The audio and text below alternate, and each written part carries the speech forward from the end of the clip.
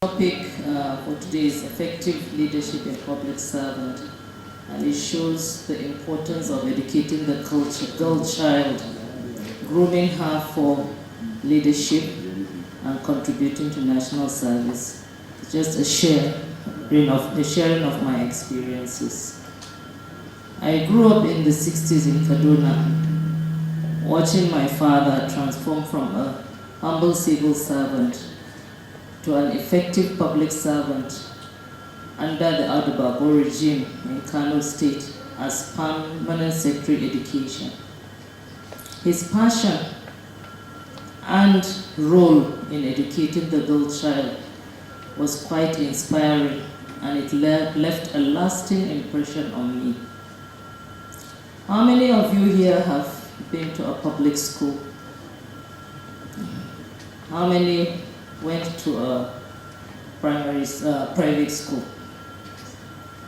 Well, more private schools. Well, I attended Shekara Girls Boarding Primary School in the middle of Kano City.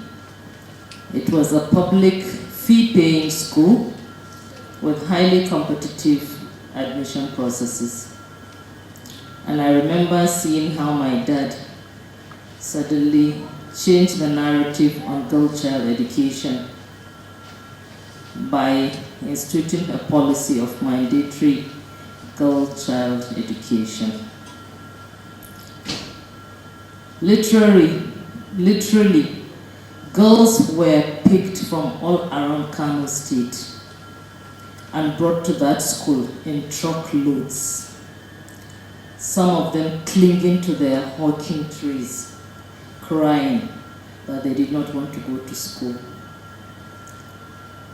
Imagine having to go to school with all these girls, and we, in our young minds' perspective, we were calling them from the villages around Kano. They were swiftly enrolled into special classes, provided with all they needed, including clothes, because they came with only the clothes on their body. They were taught by US volunteer Peace Corps teachers, and within a year, by the end of that year, they had been mainstreamed and integrated into our regular classes, and we went on to graduate together. Subsequently, most of them became professionals and have contributed to nation building and have mostly retired, just like me here. My father had a belief in educating his daughters up to university level at a time when parents were marrying off their daughters at the age of 13 to 15. He would encourage fathers not to remove their daughters from a level of schooling, whether it's primary or secondary, ensure they collected a certificate of some sorts to guarantee them continued education at a future date. Yes, many more girls, due to policies of that time, were able to continue their education from their matrimonial homes, some up to PhD level. I was educated from the prestigious Queen's College School, Lagos, and I acquired a pharmacy degree from Ahmadu Bello University, Zaria. Accidentally, I became a public servant when the accidental public servant, Malam Nasir El-Rufai, became Minister of FCT in 2003. On congratulating him on the assignment, I couldn't resist the urge to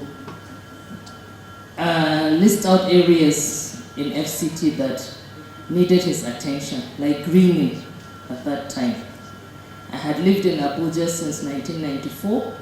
I had seen how the city was deteriorating and it was deviating from the original master plan.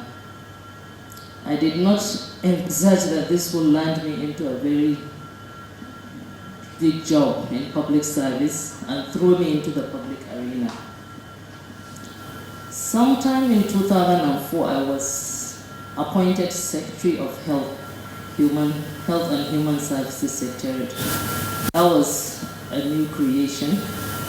It's a part of a 5 mandate secretariats created, one of the 5 mandate secretariats created to provide much needed services to the residents of FCT.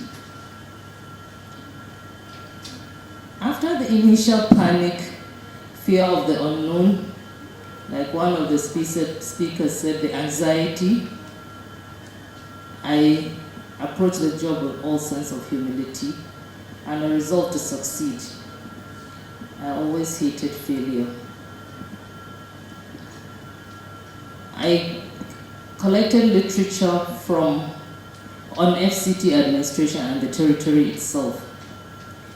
I engaged widely with past directors and staff of the secretariat, and I developed an interim blueprint, ideas and projects and programs that I thought I would be able to achieve within the time frame of that administration. We just had up to 2007.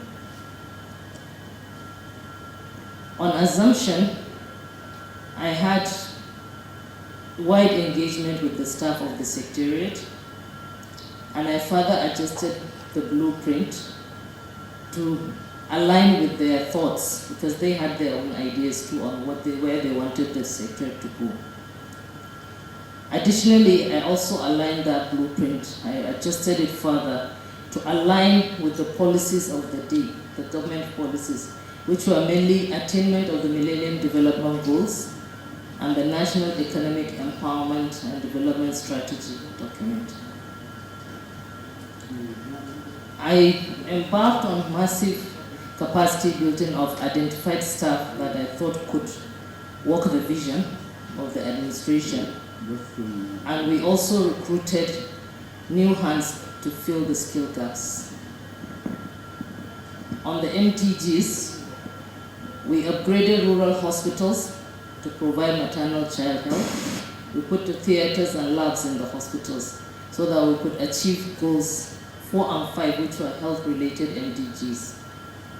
And on the needs strategy document, it was all about public-private partnership. We ensured public-private partnership in our hospitals by outsourcing non-essential services like cleaning, catering, laundry, and the others, instead of having government workers run them. As well as opening up public-private partnership by handing over a refurbished Garki hospital to a private sector concern to run. One of the first concession of its kind in Nigeria, which has been running successfully to date. We also restructured the secretariat to ensure it fits the reforms of Malam Nasir El-Rufai for effective service delivery. My biggest challenge in the health sector was an intractable strike by all the healthcare workers for the first time, even when after their demands were met. But that wasn't daunting, it strengthened me further. We continued providing skeletal services in our hospitals and even improved infrastructure while the strike was going on. We remained focused. Then I was reassigned to Social Development Secretariat, where I met an unwieldy secretariat with about 7 sectors, different sectors: health, sports, culture, women, children, youth, disability, all working in different directions without interdepartmental or intradepartmental cooperation. It was quite a challenge. So I used that as my case study, as a case study for my Harvard course thesis. And I eventually succeeded in restructuring the secretariat for efficient service delivery and a harmonious working relation. And then I focused on the routine activities of implementing the Child's Rights Act, which has just been passed, as well as regulating our orphanages and our creches and other child care premises. While I was Secretary of Social Development, I was also acting Agriculture and Rural Development Secretary. So my hands were full then. All these experiences actually prepared me for my next big assignment, which was a two-term National Commissioner in INEC and a stint as the acting chair at INEC. During the first tenure under Professor Jega, I supported and influenced policy that led to the restructuring and reforms in the organization, deployment of technology, and specifically gender and persons with disability inclusive processes. Particularly, I influenced the gender policy of INEC, which was almost a first for any organization, which ensured mainstreaming of gender in all our operations, our recruitment and our deployment of ad hoc staff. There must be a female in each polling unit on election day. During the acting period, I ensured I sustained the reforms, and under the Yakubu administration, I further supported policy to ensure consolidation of the reforms of the Jega era.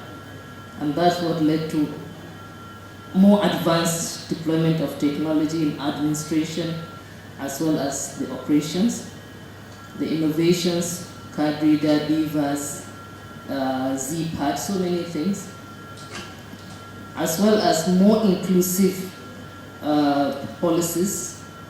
Particularly, so I supported the building of a creche. I ensured there was a budget for building of a creche for nursing mothers. I also influenced provision of assistive devices for blind people, like the ballot paper, the braille ballot paper, and a host of other things.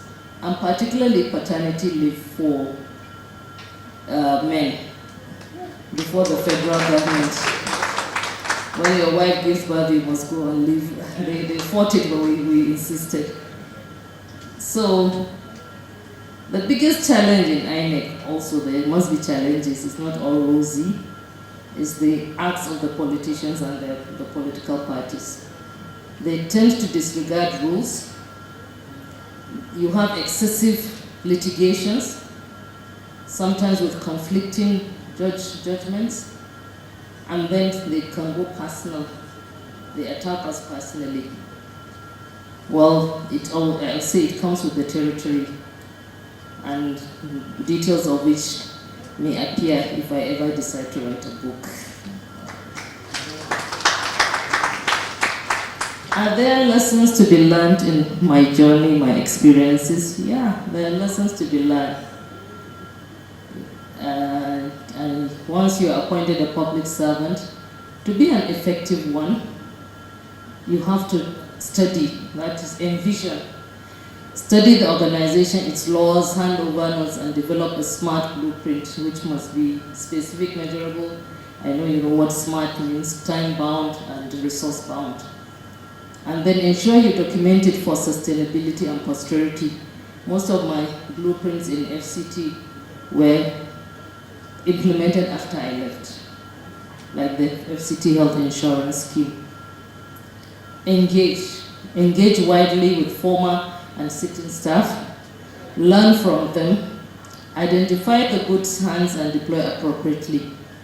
If you feel there's still gaps, employ new hands. Don't be afraid. There are lots of institutional memory to be tapped into from the civil servants. Then improve. Identify capacity, skills gaps, build capacity massively. They enjoy it. Employ new hands to fill the gaps. This ensures sustainability. Also, build your own capacity through short targeted courses. You must improve yourself too. The next lesson is manage. Learn to be a good manager of resources. You have to manage the financial resources prudently and don't be a miser. Human and time resources. Manage the top, your bosses. Manage the staff at the bottom. mentor, be a mentor, have an open door, delegate, and demand feedback constantly because you need to improve the system. Then innovate. The last lesson is my favorite. Be an innovator. Think outside the box. Change things around. Beg to be different. Constructively disrupt the system and don't destruct it. Don't be a destructive person. And leave a legacy. Don't leave an organization the way you met it, please. To be able to do all this, you must be qualified to be appointed in the beginning. But you need some qualities to maintain you on that position. And you must not only be qualified, you must have those qualities. I call them 3 C's. They are not exhaustive, these are just my own experiences. You should have the capacity, that is the know-how.